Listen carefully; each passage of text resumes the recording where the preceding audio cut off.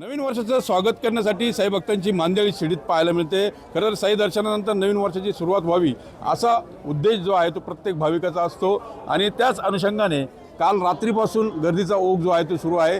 काल रात्री मंदिर खुला असल्यानं लाखोंच्या संख्येने भाविकांनी दर्शनाचा लाभ घेतला।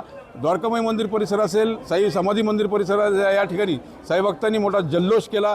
फटाक्यांची आतिषबाजी असेल, त्यासोबत भजन कीर्तन असेल, अशा भक्तिभावामध्ये तल्लीन होत सर्व भाविक जे आहेत ते या साईनामाच्या जयघोषात बुडाल्याचं पाहायला मिळालं। आणि हा गर्दीचा ओघ जो आहे तो सातत्यानं सुरू आहे। गेले 7 ते 8 दिवस हा गर्दीचा ओघ ख्रिसमसच्या सुट्ट्यांपासून सुरू आहे आणि आजही 1 तारीख आहे आणि गुरुवार हा योगायोग असल्यानं भाविकांची मोठ्या प्रमाणात गर्दी साई दर्शनाचे झालेले पाहायला मिळते।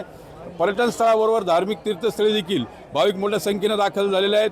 पायी पालखी देखील शिर्डीत मोठ्या संख्येने दाखल झालेल्या आहेत। त्यामुळे एक उत्साहाचं आणि आनंददायी वातावरण शिर्डीमध्ये पाहायला मिळते। मनोज गाडेकर, TV9 मराठी, शिर्डी, अहिल्यानगर।